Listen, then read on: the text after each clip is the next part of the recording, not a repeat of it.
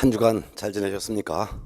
공부하시기 쉽지 않았을 텐데 또 한 주간 또 열심히 하시냐고 애쓰셨고요. 새로운 또 한 주가 됐습니다. 오늘은 285페이지 중개 실무부터 하겠습니다. 우리가 지난 주까지는요. 공인중개사 법령 끝나고 부동산 거래 신고 등에 관한 법령까지 마쳤습니다. 네, 오늘부터는 이제 중개 실무가 되겠습니다. 이 중개 실무라는 것은 개업 공인중개사가 실제 중개 업무하는 내용이죠. 즉 의뢰받아서 의뢰받은 물건을 조사하여 매수인에게 설명하고 중개가 완성되면 거래계약서, 확인설명서 이와 같은 서류를 작성해서 교부하는 일들을 우리는 중개실무라고 합니다. 그래서 중개실무 파트에서는 총 많이 나올 때는 8문제까지가 출제가 되는데 이 중개실무 파트 8문제 나오는 거 다 맞춰보겠습니다. 자, 그러면 285쪽에 중개실무 총설부터 보도록 하겠습니다. 자, 뭐 특별한 내용은 아니니까요. 문제로서 정리해드리겠습니다. 285쪽 중개실무 총론에서 1번 문제 보겠습니다. 다음 중 개업 공인중개사의 업무활동상 출발점이라고 생각되는 것은 중개 업무의 시작은 언제냐 이 말이죠. 바로 이제 4번이 되겠습니다. 중개 의뢰 접수 이거죠. 중개 업무를 시작하려면 일단 의뢰부터 받아야 되겠죠. 중개 의뢰 받아야지만 중개 업무 할 수 있으니까 정답은 4번입니다. 2번 문제 보겠습니다. 개업 공인중개사가 이행에 관여한 경우 부동산 중개 실무에 포함되는 사항을 모두 고른 것은 몇 개인가? 여기서 개공이 이행에 관여했다는 것은 거래계약이 체결된 이후 대금을 지급하고 등기 이전해주는 업무까지 관여한 경우를 말합니다. 1번 중개 의뢰의 접수 및 특징 분석 맞죠? 그 다음에 니은번 중개 대상물 조사 확인도 맞고 디귿번 중개 대상물 확인 설명서 및 중개 대상물 확인 설명 및 중개 대상물 확인 설명서 작성하는 업무. 리얼번 거래 계약서 작성해서 교부하는 거. 그 다음에 목적물의 인도 인수 다 해당되죠. 본래 중개 실무의 범위는 중개 의뢰 받아서 중개 완성하여 거래 계약서 작성해서 교부하는 일까지가 중개 실무의 범위죠. 그렇지만 이행에 관여했다면 대금 지급 또한 목적물의 인도 이것도 다 이행에 관여했을 때는 중개 실무 범위에 포함됩니다. 그래서 결국은 다 해당되죠. 정답은 5번이 되겠습니다. 한 장 넘어가서 3번 중개 의뢰 접수에 대한 설명 중 틀린 것은 1번 개업 초기의 개공은 개업식, 개업 축하연 등을 통해 리스팅을 할 수 있다. 맞습니다. 중개 의뢰 접수란 리스팅과 같은 뜻입니다. 중개 의뢰를 받는 것을 리스팅이라고 하는데 개업식 날 등을 또는 개업 축하연을 통해서 그때 중개를 의뢰받을 수도 있죠. 맞습니다.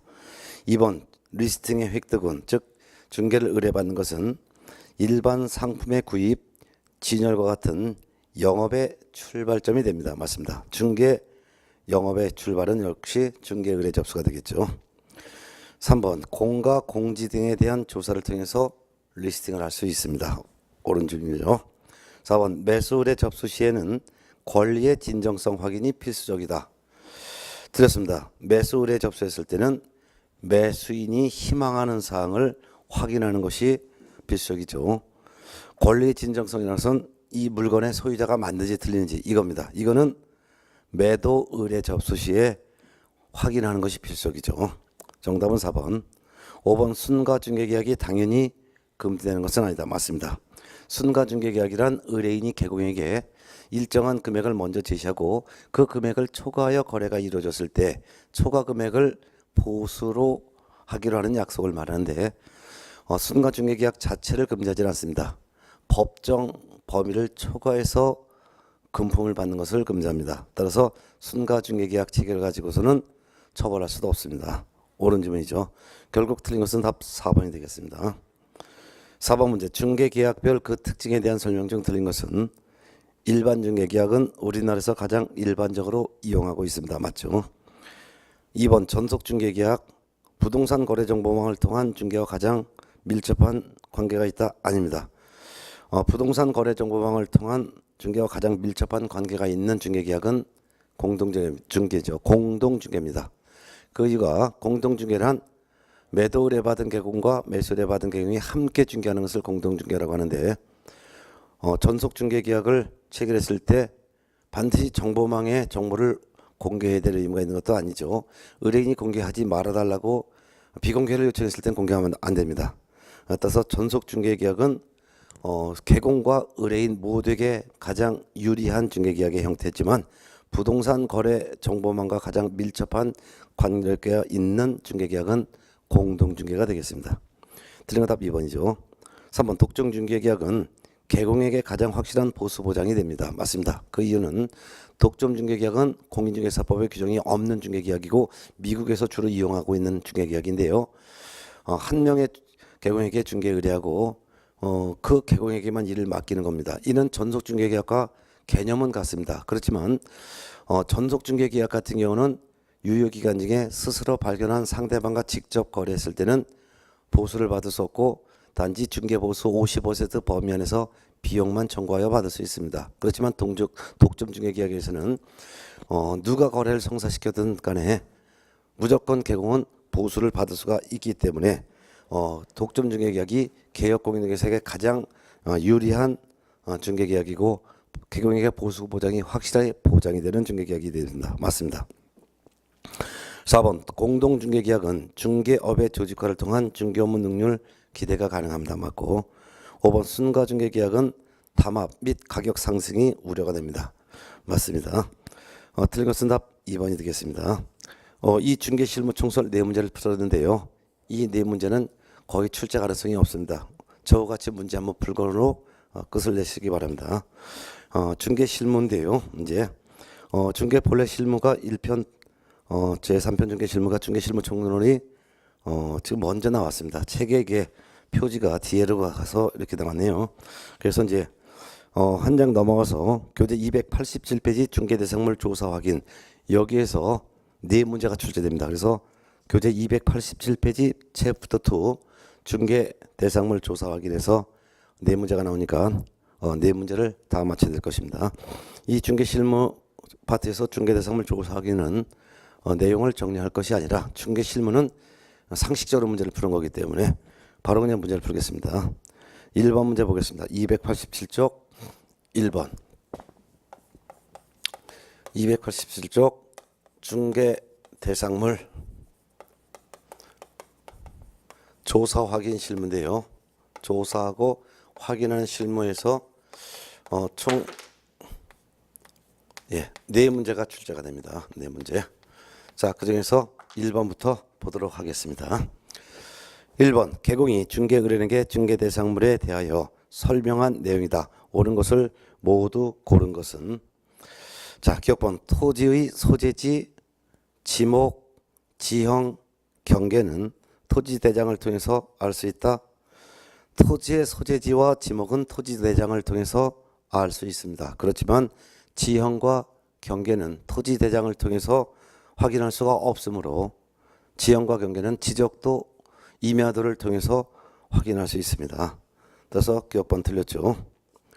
4번 분묘기지권은 등기사항 증명서를 통해서 확인할 수 없다. 맞습니다. 분묘기지권은 등기되지 아니한 권리입니다. 따라서 현장 확인해야 합니다. 등기사항 증명서를 통해서는 확인할 수 없습니다. D급번 지적도상의 경계와 실제 경계가 일치하지 않는 경우에는 특별한 사정이 없는 한 실제 경계를 기준으로 한다? 아닙니다. 지적도상의 경계를 기준으로 합니다. 리얼번 동일한 건물에 대해서 등기부상의 면적과 건축물 대장상의 면적이 다른 경우에는 건축물 대장을 기준으로 한다. 맞습니다. 결국 니은번과 리얼번 2개가 되겠고요. 답은 2번이 되겠습니다. 넘어가겠습니다. 2번 문제는 여러분이 직접 풀어보시고요. 3번 문제 풀어보도록 하겠습니다. 개공의 권리관계 조사 확인에 관한 설명 중 옳지 않은 것은 1번 개공이 확인해서 설명할 권리관계에는 중개대상물의 권리자에 관한 사항도 있으므로 즉 소유자가 맞는지 소유자를 설명해야 될 내용도 있습니다. 매수인에게 이 부동산의 소유자는 누구다 또는 이 부동산의 근저당이 설정됐다 이런 것들을 설명할 사항이 있죠. 따라서 개공은 선량한 관리자의 주로서 진정한 관리자인지 여부를 확인해야 될 것입니다. 맞습니다. 2번 진정한 권리자라 할지라도 행위 능력이 없는 경우에는 계약이 취소될 수 있기에 행위 능력 유무를 확인해야 한다. 맞습니다. 진정한 소유자인데 그 소유자가 미성년자라면 미성년자의 계약은 미성년자 또는 법정 대리인이 그 계약을 취소할 수 있습니다. 그렇기 때문에 미성년자인지 성년자인지 이런 것들을 확인해 봐야 되겠죠. 맞습니다. 3번 개공의 권리관계가 하는 조사 확인의 범위에는 등기사항 증명서에 기재된 권리뿐만 아니라 미등기 권리도 포함합니다. 맞습니다. 소유자가 맞는지 근저당이 설정됐는지 이런 것도 확인하지만 유치권자가 있는지 법정지상권의 부담을 받는지 이와 같이 등기되지 아니한 권리도 확인해서 설명해야 되겠죠. 맞습니다. 4번 개공은 근저당이 설정된 부동산을 중개할 경우에는 채권 최고액과 실제 피담보 채무액까지 조사 확인하여 설명해야 한다. 아닙니다. 근저당이 설정된 경우에는 채권 최고액까지만 확인하여 설명하면 개공의 의무를 다 이행한 것으로 본다는 것이 판례 입장입니다. 따라서 실제 피담보 채무액까지 확인할 의무 없습니다. 그렇지만 실제 피담보 채무액을 확인해서 설명하는 의무는 없지만 확인해서 설명하는 것을 금하지는 않습니다. 그런데 개공이 실제 피담보 채무액에 대한 그릇된 정보를 제대로 확인하지도 않은 채 이를 잘못 확인해서 설명하게 되면 손해배상 책임을 지게 됩니다. 정답은 4번이 되겠습니다. 5번 토지 건물이 동일 지번일 경우에도 원칙적으로 토지 및 건물 등기사항 증명서 모두 조사하고 확인해야 될 것입니다. 옳은 지문이죠. 정답은 4번이었습니다. 5번 문제와 6번 문제에서 법정지상권 문제가 되겠습니다. 5번 문제 보겠습니다. 법정지상권을 취득하는 경우에 대한 설명이다. 틀린 것은 1번 토지와 건물이 동일 소유자에 속하고 있어 건물의 전세권을 설정하였으나 그 후에 토지의 특별 승계인이 생긴 경우에 전세권 설정자 이와 같이 토지의 특별 승계인이 생겼는데 나중에 토지와 건물의 소유자가 달리하게 됐을 때 이때는 전세권 설정자 즉 토지 소유자는 지상물 소유자에게 이렇게 법정지상권을 이제 인정해 준 것으로 보죠. 그래서 토지와 건물이 동일한 소유자에 속했다가 건물의 전세권이 설정됐고 그 후에 토지 특별승인이 생긴 경우에는 토지 특별승인 즉 토지 매수인은 전세권 설정자인 건물주에 대해서 지상권을 설정한 것으로 봅니다. 주의할 것은 전세권자에게 지상권을 설정한 것으로 보는 것이 아니라 전세권 설정자에 대해서 지상권을 설정한 것으로 봅니다. 맞고요. 2번 토지와 건물이 동일 소유자에 속하고 있었으나 토지의 가등기 담보를 설정하고 담보권 실행이라는 경매입니다. 토지 소유자가 다르게 된 경우에는 건물 소유자는 법정지상권 취득합니다. 맞습니다. 1번 지문은 민법 305조에 규정되어 있는 지문이고요. 2번은 가등기 담보 등에 관한 법 제10조에 규정된 법정지상권입니다. 3번 임목에 관한 법률에 의한 임목이 경매 기타 사유로 인하여 토지와 임목이 각각 다른 소유자에 속하게 된 경우 임목 소유자는 법정지상권을 취득하죠. 이는 임목에 관한 법 6조에 규정되어 있습니다. 4번 동일한 소유자에 속하고 있던 토지와 건물이 건물을 철거한다는 특약을 하지 아니하고 토지를 매도한 경우에는 건물 소유자는 법정지상권 취득합니다. 이는 판례 즉 관습법상의 법정지상권이 인정된다 그 말이죠. 1, 2, 3, 4번 4개가 옳고요. 5번을 보겠습니다. 토지의 저당권을 설정하고 토지 소유자가 건물을 축조했으나 저당권 실행인 경매로 인해서 토지 건물 소유자가 달라지게 된 경우에 건물 소유자는 법정지상권 취득하지 못합니다. 토지에 대한 저당권을 설정할 당시에 그 외에 지상물이 존재하고 있어야지만 토지 건물 소유자가 다르게 됐을 때 토지 소유자는 건물 소유자에게 지상권을 설정한 것으로 봅니다. 하지만 토지에 대한 저당권 설정 당시에 지상물이 없었기 때문에 나중에 토지에 대한 경매로 인해서 토지와 지상물 소유자가 다르게 됐다 하더라도 법정지상권 인정하지 않습니다. 정답은 5번이 되겠죠. 6번과 7번 문제 중에서 6번, 7번도 법정지상권 문제인데요. 7번 문제를 보도록 하겠습니다. 개업공인중개사가 중개의뢰인에게 중개대상물에 관한 법률관계를 설명한 내용이다. 틀린 것은 1번 건물 없는 토지에 저당권이 설정된 후 그 저당권 설정자가 건물을 신축하고 저당권의 실행으로 그 토지와 지상 건물이 소유자를 달리하게 된 경우에는 법정지상권 성립한다, 성립하지 않습니다. 정답은 1번이죠. 2번 대지와 건물이 동일 소유자에 속하게 된 경우, 동일 소유자에 속한 경우 건물의 전세권을 설정한 데는 그 대지 특별 승계인은 전세권 설정자에 대해서 지상권을 설정한 것으로 본다. 맞죠?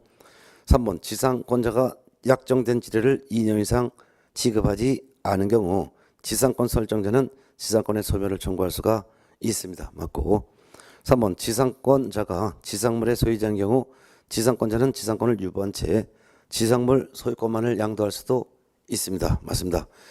토지 소유권과 법정 지상권은 서로 독립된 권리이기 때문에 토지 소유권, 지상권은 각각의 물건이기 때문에 각각 양도할 수도 있습니다.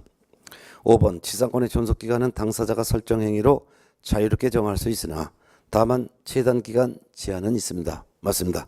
그 지상물이 속조, 속해조, 연화조라면 체단 존속기간 30년 제한이 있고요. 속조, 속해조, 연화조가 아닌 일반 건축물은 15년이고요.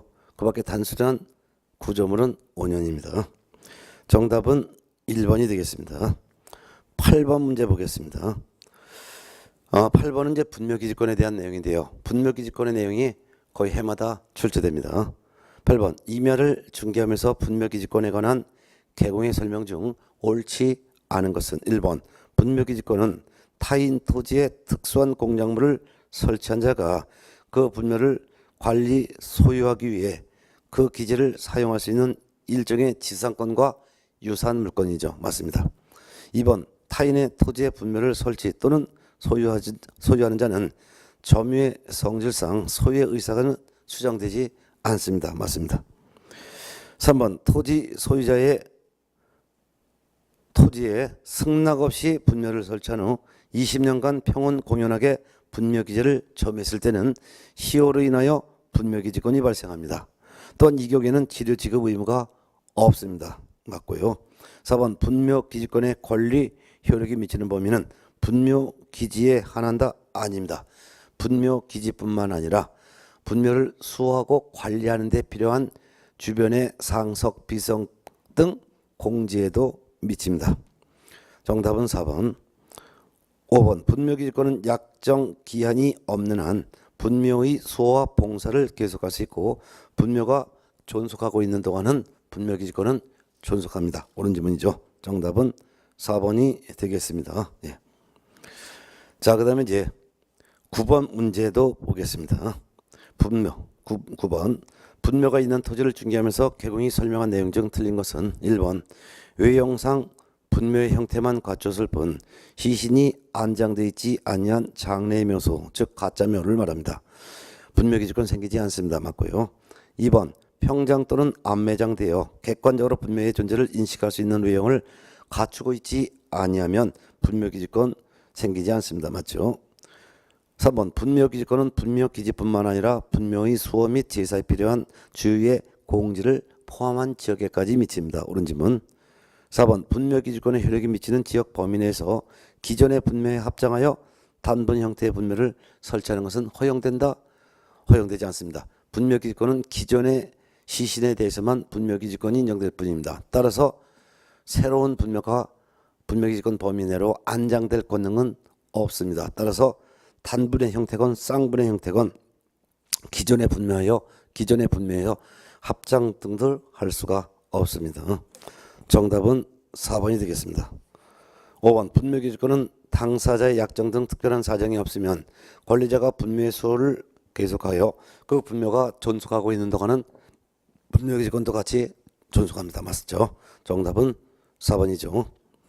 10번 문제 봅니다. 분묘기지권에 대한 설명 중 틀린 것은 1번 분묘기지권은 점유의 성질상 분묘기지권자에게 소유의 의사가 추정되지 않습니다. 옳은 질문. 2번 분묘의 수호 관리나 봉지사에 대해서 현실적으로 또는 관습상 호주 상속인인 종손이 그 분묘기준을 가지고 있다면 그 분묘기지권은 종손에게 전속합니다. 옳은 질문이죠.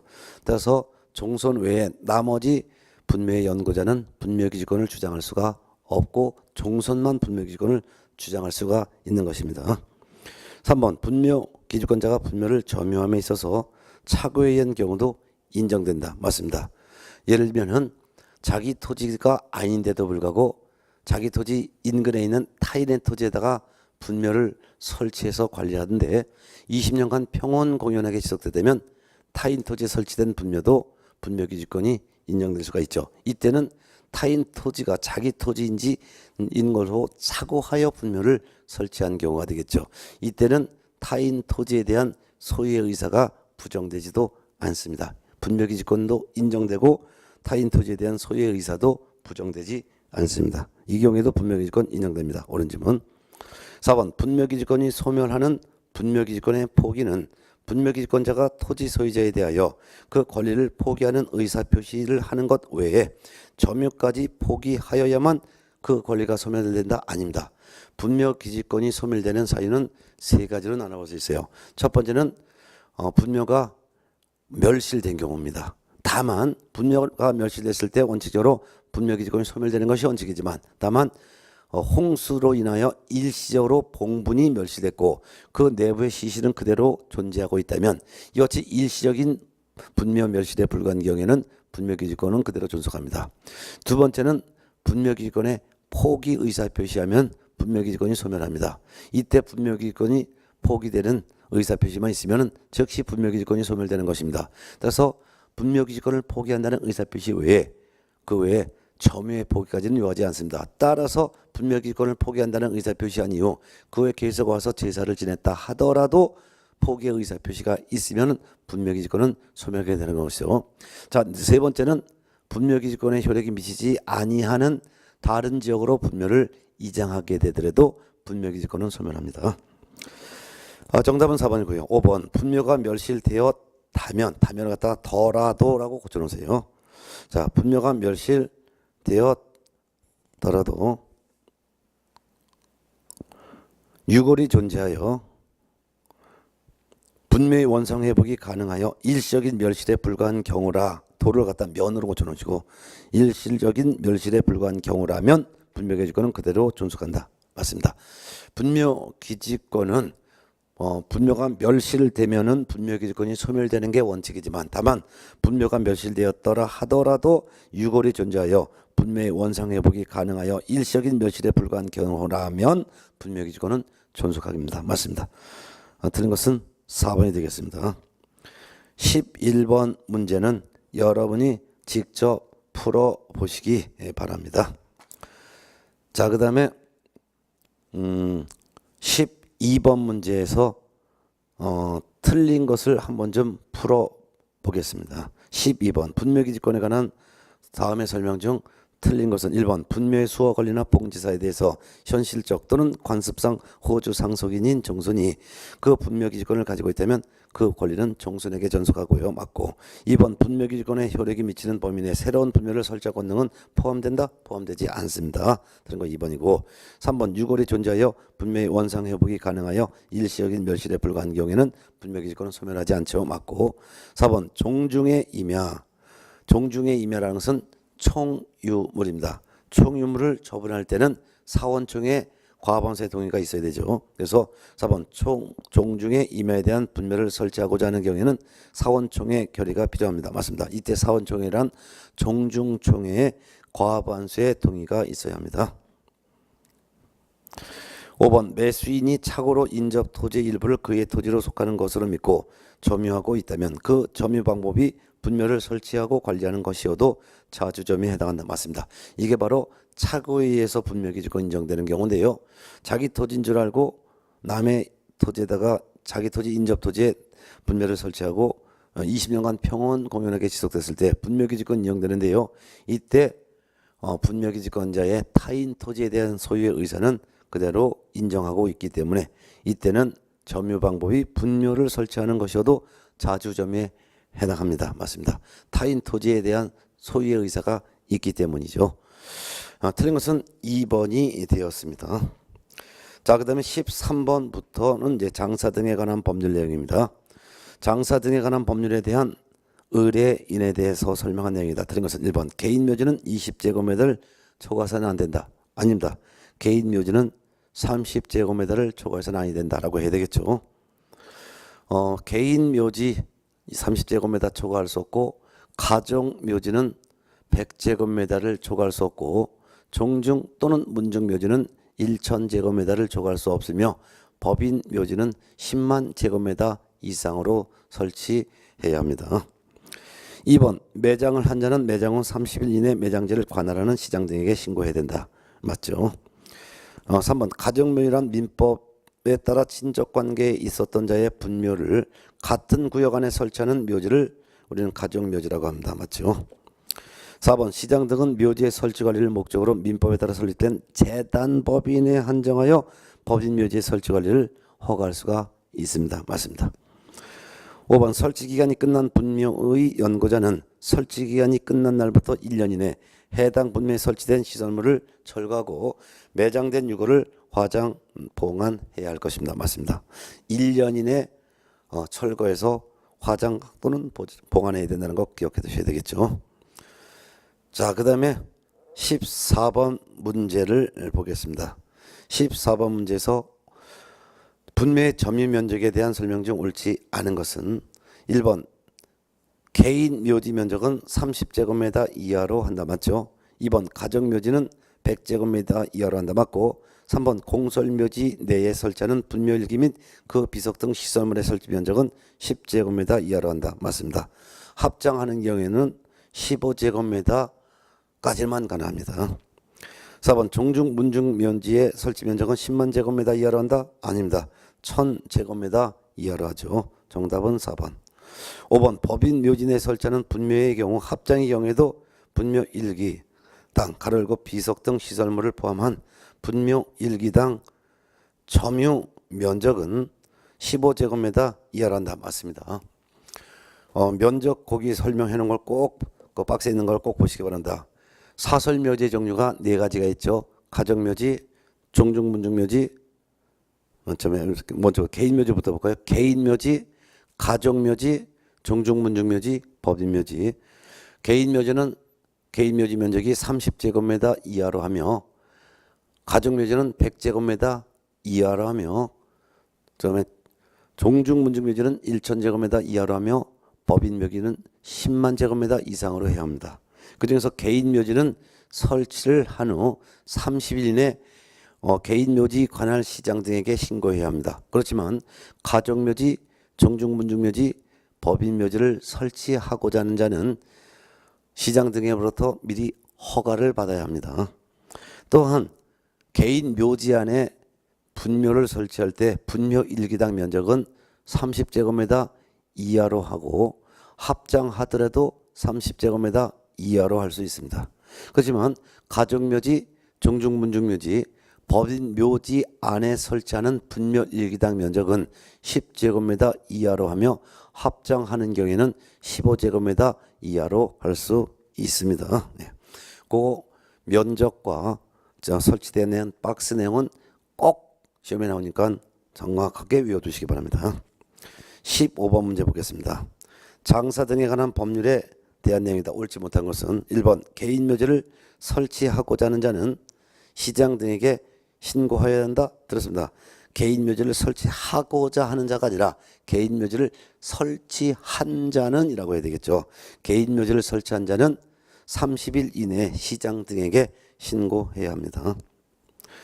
4번 가정묘지는 설치하기 전에 시장 등의 허가를 받아야 합니다. 맞고 3번 종중 문중묘지 안에 분묘일기 및 당해 분묘의 상석, 비석 등 시설물의 설치 구역 면적은 10제곱미터 초과할 수가 없습니다. 옳은 질문. 4번 개인 묘지는 시장, 학교, 불학 등으로부터 300m 이내는 묘지 설치가 제한되며 도로, 철도, 하천 등으로부터는 200m 이내는 묘지 설치가 제한됩니다. 여기서 4번에서는 개인 묘지뿐만 아니라 가정 묘지로 포함합니다. 그래서 4번 맞는 질문인데요. 개인 묘지뿐만 아니라 가정 묘지를 포함해서 개인 묘지와 가정 묘지는 시장, 학교, 불학으로부터 300m 이내에는 설치할 수 없고 도로, 철도 및 그 하천과 예정지로부터는 200m 이내는 설치할 수가 없습니다. 5번 종중문중묘지가 있습니다. 이때는 법인묘지도 포함합니다. 종중문중묘지와 법인묘지는 시장, 학교, 불학 등으로부터 500m 이내에는 묘지 설치가 제한되고 도로, 철도, 하천 등으로부터는 300m 이내에는 묘지 설치가 제한됩니다. 맞습니다. 정답은 1번입니다. 16번 문제에서는 타당하지 않은 것만 보겠습니다. 5번이 들었는데요. 개인묘지, 가정묘지, 정중문중묘지, 법인묘지를 설치한 자는 묘지를 설치한 후 30일 이내 당의 묘지를 관할하는 시장 등에게 신고해야 된다. 이는 개인묘지만 적용됩니다. 개인묘지를 설치한 자는 개인묘지를 설치한 후 30일 이내 시장 등에게 신고해야 합니다. 그렇지만 가정묘지, 정중문중묘지, 법인묘지를 설치하고자 하는 자는 시장 등의 허가를 받아야 합니다. 정답은 5번이 되겠습니다. 자, 그 다음에 17번 문제 보겠습니다. 개공이 묘지가 있는 토지를 매수하려는 중개 의뢰인에게 설명한 내용 중 틀린 것은 1번 분묘기지권이 시효 취득된 경우 사망자의 연고자는 종손이 분묘를 관리할 수 있는 때에도 토지 소유자에 대해서 분묘기지권을 주장할 수 있다? 없습니다. 분묘기지권이 종손에게 전속하기 때문에 종손 외에 사망자의 연고자는 분묘기지권을 주장할 수 없습니다. 답은 1번이 되겠습니다. 2번 분묘기지권의 효력이 미치는 범위 내에서 기존의 분묘에 단분 형태로 합장하여 새로운 분묘를 설치하는 것은 허용되지 않습니다. 맞고요. 3번 장사 등에 관한 법률에서 규정하고 있는 분묘의 점유면적은 분묘기지 면적만을 말합니다. 맞습니다.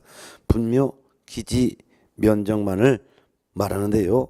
다만 분묘기지 면적뿐만 아니라 상석, 비석 등 시설물도 설치를 할 때는 그 전체가 바로 일정 면적 범위 안에 포함될 것입니다. 예. 5번 주의할 것은 분묘기지권의 효력이 미치는 범위는 분묘기지뿐만 아니라 주변의 빈 공지에까지 미칩니다. 그렇지만 장사 등에 관한 법에서 말하는 분묘의 점유면적은 분묘기지 면적만을 말합니다. 그 다음에 4번 분묘기지권을 시효 취득하는 경우에는 지료에 관한 약정이 없는 이상 지료를 지급할 필요가 없습니다. 맞고 5번 분묘가 멸실된 경우라 하더라도 유골이 존재하여 원성회복이 가능한 정도의 일시적인 멸실에 불과하다면 분묘기지권은 존속합니다. 맞죠? 네.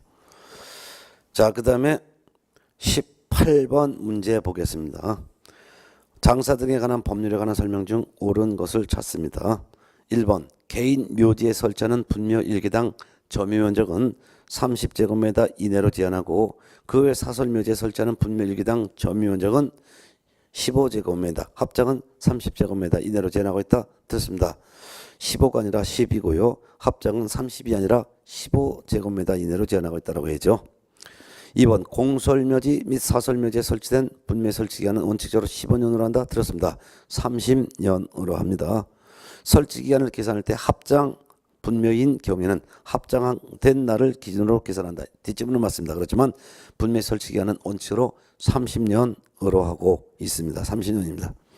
3번 설치기간이 지난 분묘 연고자가 시도지사, 시군구청장 또는 법인묘지 설치관리를 허가받은 자에게 설치기간의 연장을 신청하는 경우에는 1회 하나여 그 설치기간을 15년으로 하여 연장해야 된다. 들었습니다. 1회 하나여 30년으로 연장해야 합니다. 1회 하나여 30년으로 연장해야 합니다. 4번 시도지사 또는 시군구청장은 관할 구역 안에 묘지 수급을 위하여 필요하다고 인정되면 조례로 정하는 바에 따라 5년 이상 30년 미만 기간 안에서 분묘의 설치 기간의 연장 기간을 단축할 수도 있습니다. 맞습니다. 옳은 것 4번. 따라서 분묘의 존속 기간은 원칙적으로 30년이다. 다만 1회 하나여 30년 연장 신청하여 연장이 될 수 있다. 근데 연장을 무조건 30년을 할 수 있는 것이 아니라 조례로 5년 이상 30년 미만 범위 안에서 그 연장 기간을 단축할 수도 있습니다. 옳은 설명은 4번이었습니다. 5번 설치기간이 끝난 분묘 연고자는 설치기간이 끝난 날부터 6월 이내 해당 분묘에 설치된 시설물을 철거하고 매장된 유골을 화장하거나 보관해야 된다. 6월이 아니라 1년 이내에 철거하여 화장 또는 보관해야 할 것입니다. 정답은 4번이 되겠습니다. 18번 문제는 매우 중요하니까 꼭 숙지를 잘 해두시기 바랍니다. 19번 문제 보겠습니다.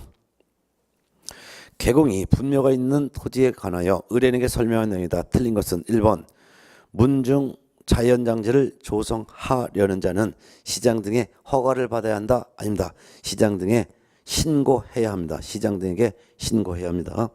그 밑에 박스에 보면 해설해요.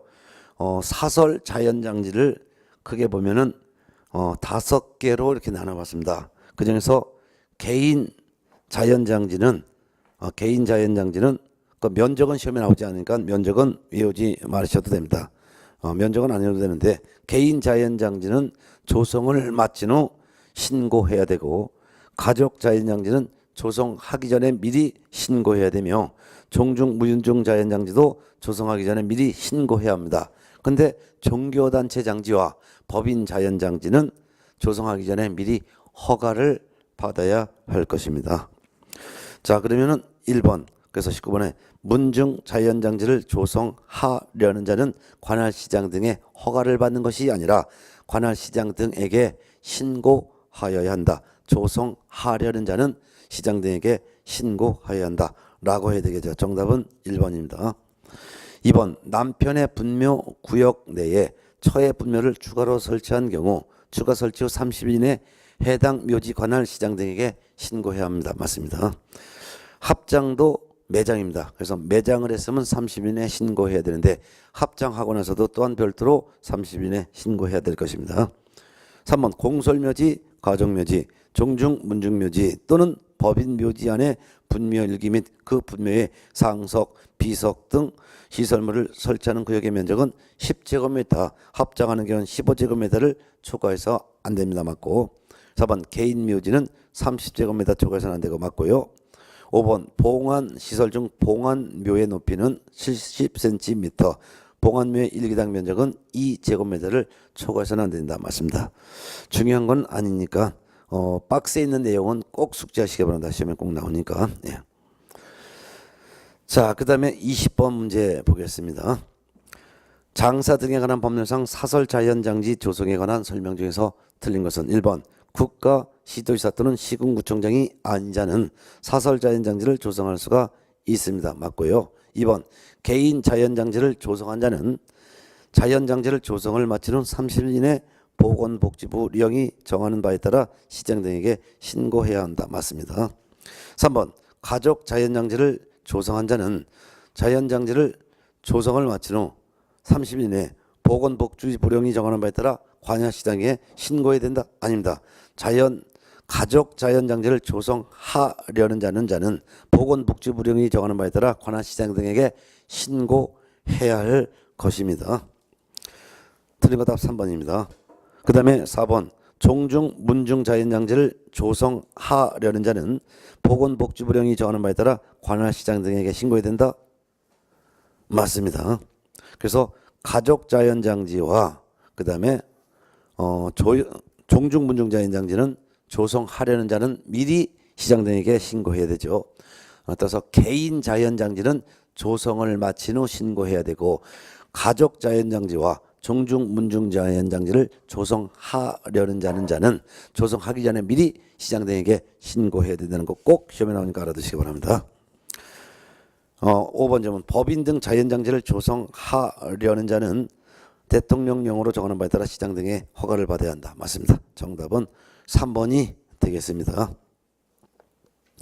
21번 문제에서 틀린 것만 봅니다.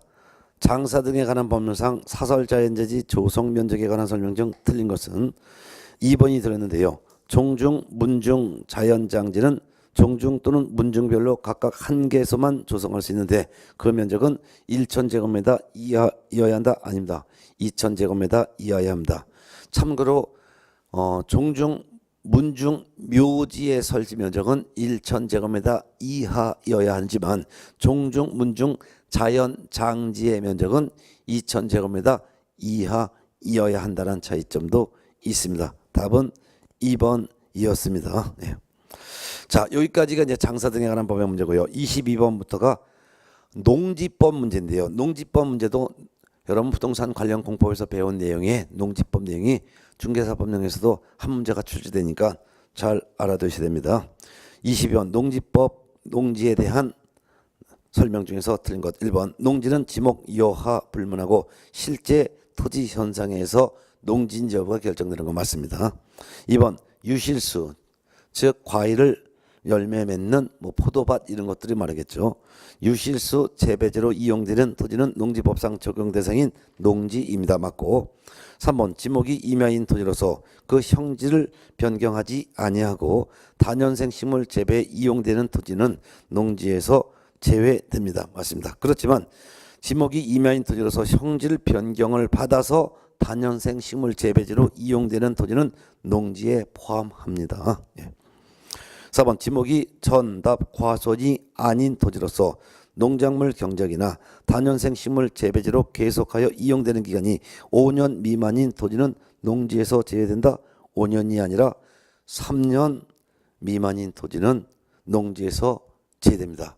따라서 지목이 전답 과손이 아닌 토지일지라도 3년 이상 영농에 이용하고 있는 토지도 농지에 포함합니다. 그렇지만 지목이 전답 과수원이 아닌 토지인데 다년생 식물 재배지로 이용되는 기간이 3년 미만이 되면은 농지에서 제외됩니다. 여기서는 5년이 아니라 3년이라고 해야 되겠죠. 정답은 4번. 5번 농작물의 경작 또는 다년생 식물 재배지로 이용되는 토지에 설치하는 비닐하우스는 농지법상 농지에 적용됩니다. 맞습니다. 정답은 4번이 되겠죠. 23번 문제 보겠습니다. 농지법상 농지취득 자격 증명에 대한 설명 중 옳은 것은 1번 지목이 전답 과수원이 아닌 토지로서 농지로 이용되는 기간이 1년 이상인 토지는 농지이다. 3년 이상인 토지가 농지죠. 2번 영농 목적의 농지 매수인은 농지취득 자격 증명 신청서에 농업 경영계획서를 작성 첨부하여 농지 소재지 군수에게 제출해야 된다. 군수에게 제출하는 것이 아니라 시장, 구청장, 읍장, 면장에게 제출해야 합니다. 농지취득 자격증명 발급권자에 군수는 포함되지 않습니다. 3번 농지취득 자격증명 발급 신청을 받은 관청은 누구냐? 시, 구, 읍면장인데요. 5일 이내에 농지취득 자격증명을 발급해야 된다. 4일 이내에 발급해야 합니다. 참고적으로 농업경영계획서가 첨부되지 아니한 상태에서의 농지취득 자격증명 발급 신청에 대해서는 2일 이내 농지취득 자격증명을 발급해야 되고 농업경영계획서가 첨부되는 그런 경우에는 4일 이내 농지취득 자격증명을 발급해줘야 합니다. 그런데 농지취득 자격증명 발급 신청에 대해서 농업경영계획서가 첨부됐는지 첨부되지 않았는지 이런 표현이 없을 때는 농업경영계획서가 첨부된 것을 전제로 한 문제이기 때문에 4일 이내에 농지취득 자격증명을 발급해야 할 것입니다. 4번 농지를 농업경영에 이용하지 아니한 농지 소유자는 그 사유가 발생한 날부터 2년 이내에 농지를 처분해야 된다. 1년 이내에 처분해야 되겠죠. 5번 처분하지 아니한 경우에 시, 군, 구청장은 6월 이내에 농지를 처분할 것을 명령할 수 있습니다. 맞습니다. 처분을 명령을 할 것을 명령을 하는 사람은 시, 군, 구청장이 되겠습니다. 6개월 이내 처분하라. 이런 처분 명령 받고도 처분을 하지 않았을 때는 매년마다 농지 가격의 20%씩 이행강제금이 부과되겠죠. 그 내용은 24번 문제 나옵니다. 24번 문제 봅니다. 개공이 농지를 취득하려는 중개인에게 설명한 내용이다. 틀린 것을 보겠습니다. 1번 주말 체험 영농을 위해 농지를 소유하는 경우 한 세대의 부부가 각각 1,000제곱미터 미만으로 소유할 수 있다? 아닙니다. 세대원 전원 합산 면적이 1,000제곱미터 미만으로만 소유할 수 있습니다. 따라서 부부가 각자 따로따로 1,000제곱미터 미만으로 소유할 수는 없습니다. 틀린 거 답 1번이었습니다.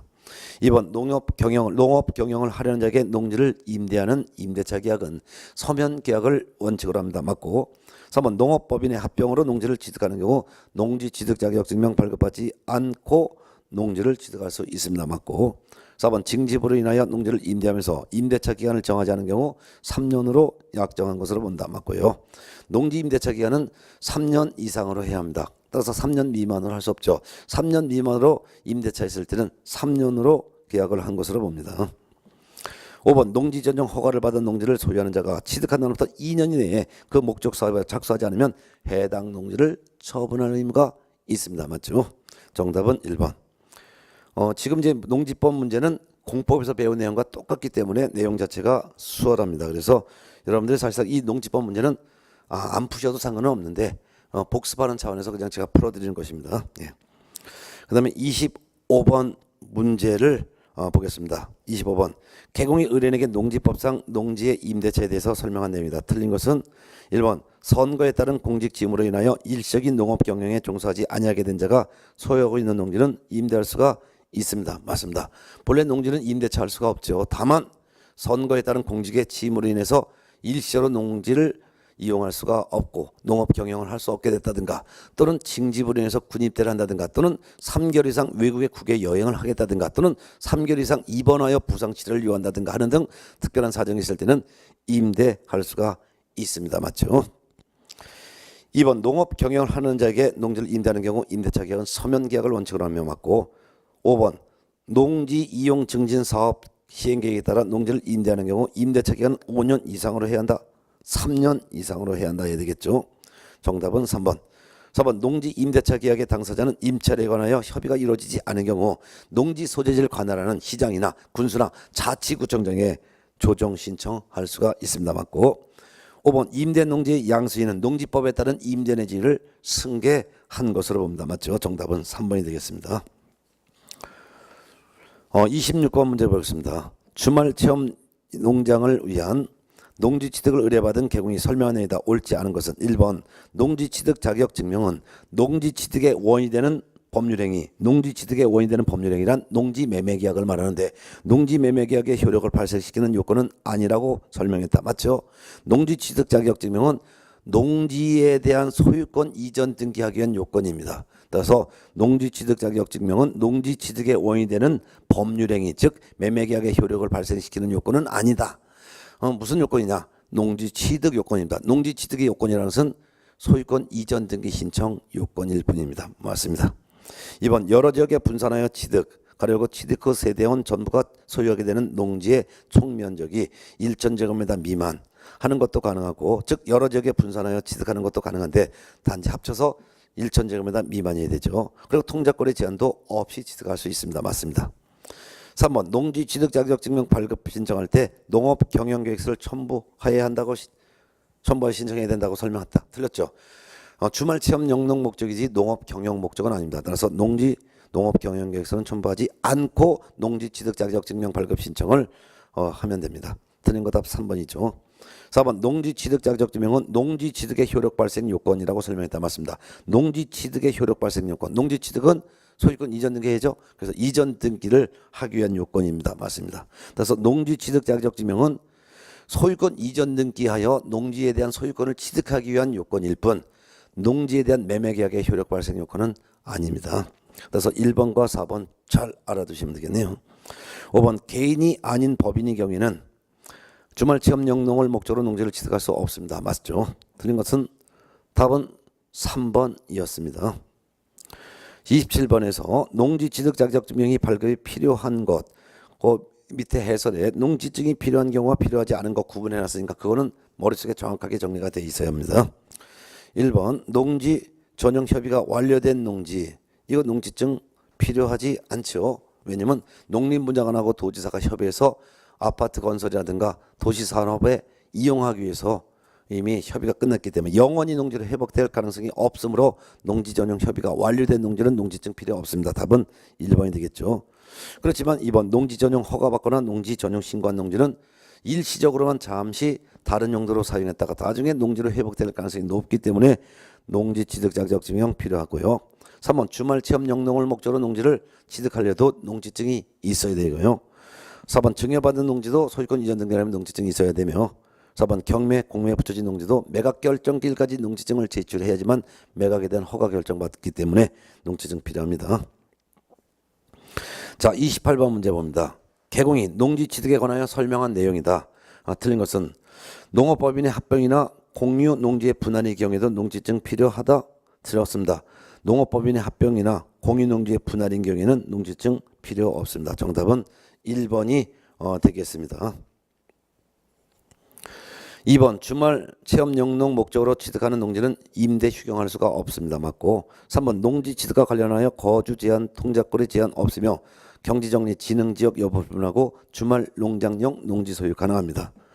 맞습니다. 4번 주말 체험 영농 목적으로 농지를 취득하고자 농지증을 발급을 신청하는 경우 농업 경영계획서를 첨부 작성하지 않아도 됩니다. 맞고 4번 예외적으로 농지 임대가 허용되는 경우 농지 소유자는 소유 농지를 주말 체험 농장 사업을 업을 하는 자에게 임대할 수도 있습니다. 네, 맞습니다.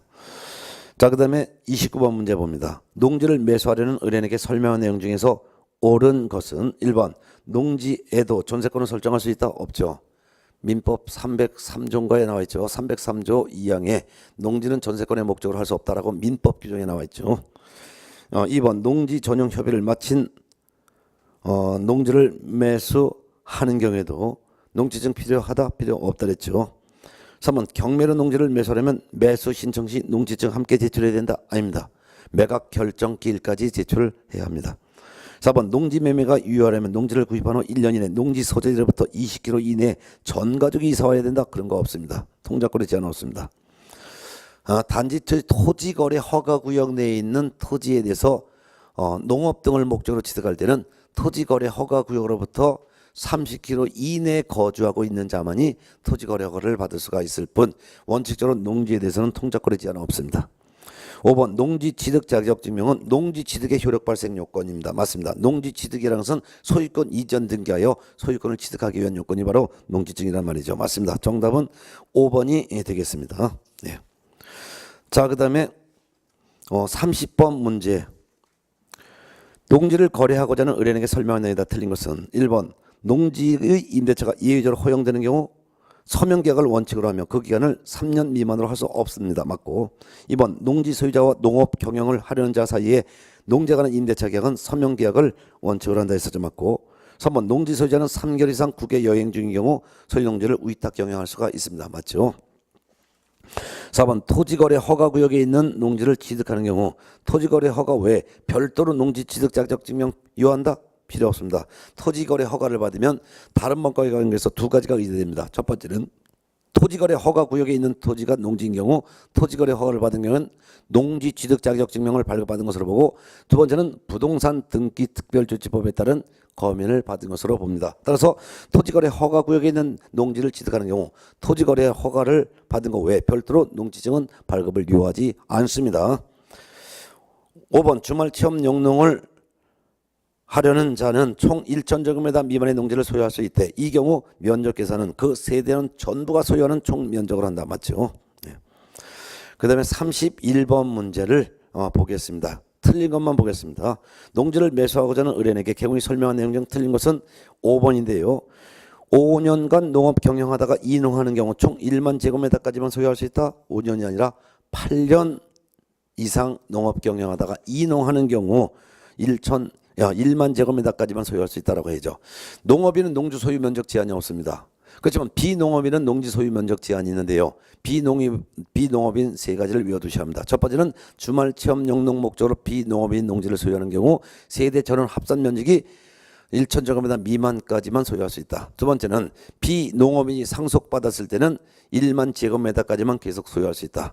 세 번째는 8년 이상 농업 경영하다가 이농하는 경우에는 이농 당시에 소유하고 있던 농지 중에서 총 1만 제곱미터까지만 소유할 수가 있을 뿐입니다. 정답 5번이죠. 32번 틀린 거를 보겠습니다. 자, 1번. 자, 30번 개공이 의뢰인에게 설명한 내용 중 틀린 것은 1번 농지는 자기의 농업 경영에 이용하거나 이용할 자가 아니면 소유하지 못함이 원칙이죠. 이를 경자유전 원칙이라 합니다. 맞죠?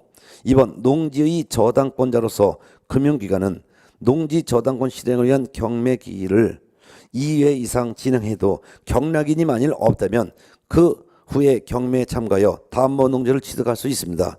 이 경우 농지 취득 자격 증명은 요하지 않습니다. 맞습니다. 본래 경매에 나와 있는 농지도 매각 결정기일까지 농지증을 제출해야지만 농지를 취득할 수 있는 게 원칙이지만 다만 다음번 농지인 경우에는 2회 이상 유찰되었을 때 농지증 제출하지 않아도 매각 결정 받아서 농지를 취득할 수 있습니다. 맞죠? 3번 농지 소유자는 6개월 이상 국외 여행 중인 경우에 한하여 소유 농지를 위탁 경영하게 할 수 있다? 아닙니다. 위탁 경영하게 할 수 있는 사유는 여행뿐만 아니라 징집, 군대, 교도소 가는 것도 다 포함됩니다. 특히 외국의 여행은 3개월 이상 외국에 여행 중인 경우, 또는 질병원에서 입원 치료를 요하는 경우, 또는 군 입대하는 경우, 이런 경우에도 위탁 경영하게 할 수 있습니다. 따라서 틀린 것은 답 3번이 되겠습니다. 4번 외국인이 경매로 대한민국의 토지를 취득한 때는 취득한 날로부터 6개월 이내 신고해야 합니다. 이를 취득신고라고 하죠. 맞습니다. 5번 외국인이 상속으로 대한민국의 토지를 취득한 후 법정기한, 즉 취득일로부터 6개월 이내에 신고하지 않으면 과태료가 부과되는데, 이때 과태료는 100만 원 이하의 과태료를 부과됩니다. 맞습니다. 33번 농지법의 마지막 문제 풀고 쉬도록 하겠습니다.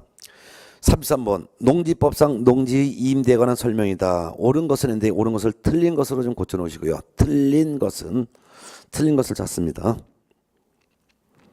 1번 농지를 임대하거나 사용대는 할 수가 없지만 질병, 징집, 취약, 선거에 따른 공직 취임 등 부득이한 사유가 있을 때는 임대나 사용대 할 수가 있습니다. 옳은 지문. 2번 임대차 계약과 사용대차 계약은 서면 계약을 원칙으로 한다. 맞죠? 4번 임대차 계약은 그 등기가 없는 경우에도 임차인이 농지 소재지를 관할하는 시구 읍면장의 확인을 받고 해당 농지를 인도받는 경우에는 그 다음 날부터 제3자에 대해서 효력이 생긴다. 맞습니다. 4번 임대차 기간은 1년 이상으로 해야 된다. 들었습니다. 3년 이상으로 해야 한다 해죠. 그 다음에 임대차 기간을 정하지 아니하거나 3년보다 짧은 경우에는 1년으로 약정한 것으로 본다. 3년으로 약정한 것으로 본다. 틀린 거 답 4번으로 하겠습니다. 그래서 33번은 틀린 것을 골라라 하고 답은 4번입니다. 5번 임대차 계약 당사자는 임대차 기간, 임차료 등 임대차 계약에 관하여 서로 협의가 이루어지지 아니한 경우에는 농지 소재지를 관할하는 시장 또는 군수 또는 자치구청장에게 조정 신청할 수가 있습니다. 맞죠? 틀린 것은 4번이었습니다. 자, 여기까지 해당되는 중개대상물 조사 확인에 대한 실무 내용에서 해마다 2문제가 출제됐습니다. 많이 나올 때는 3문제가 나올 때도 있습니다. 그러면 쉬었다가 307페이지에 있는 중개대상물 확인 설명서 작성 실무, 여기 내용도 해마다 2문제 가까이 출제가 되기 때문에 중개대상물 확인 설명서 작성 실무에 대해서 다음 시간에 뵙도록 하겠습니다.